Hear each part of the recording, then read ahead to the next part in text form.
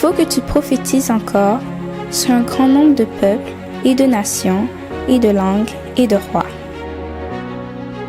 Apocalypse 10, verset 11.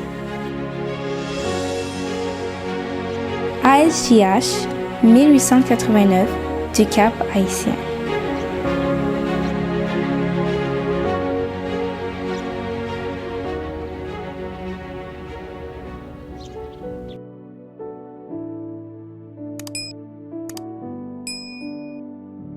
Souffrir avec le Maître.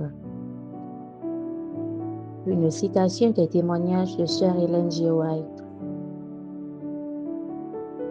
1 Pierre 4, verset 13.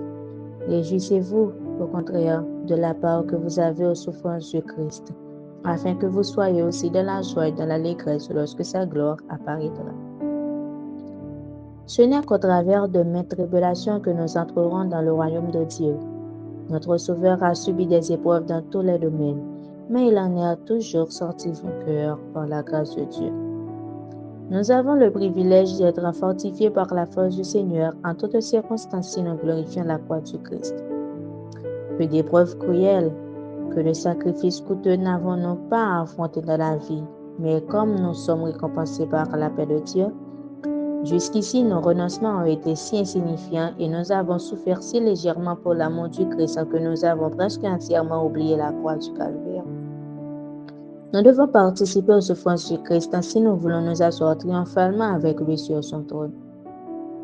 Le ciel est tout près de ceux qui souffrent pour l'amour de la justice. Le Christ identifie ses intérêts à ceux de ses fidèles disciples. Il souffre de la personne de ses saints et celui qui les touche le touche aussi. La puissance qui est prête à délivrer l'homme du danger physique ou de la détresse morale est prête aussi à le sauver de plus grands maux. Elle permet aux serviteurs de Dieu de garder son intégrité dans toutes les circonstances et de triompher par la grâce divine. La persécution devrait être un sujet de joie pour les disciples du Christ, car elle prouve qu'ils suivent bien les traces de leur maître. S'il est vrai que le Seigneur n'a pas promis à ses disciples de les mettre à l'abri de l'épreuve, il leur a promis beaucoup mieux, que ta vigueur dure autant que tes jours. Deutéronome 33, verset 25. Et encore, ma grâce te suffit, car ma puissance s'accomplit dans la faiblesse. 2 Corinthiens 12, verset 9. Si, pour son nom, vous êtes appelés à passer par l'épreuve de la fournaise ardente, Dieu se tiendra à votre côté comme il se tient auprès des 3 fidèles hébreux à la cour de Babylone. Ceux qui aiment leur Rédempteur se réjouiront toutes les fois qu'ils pourront participer à son humiliation et à son opprobre. L'amour qu'ils éprouvent pour leur Seigneur rend douces les souffrances qu'ils doivent endurer à cause de lui. Puissance de la grâce, page 91, paragraphe 2 à 6.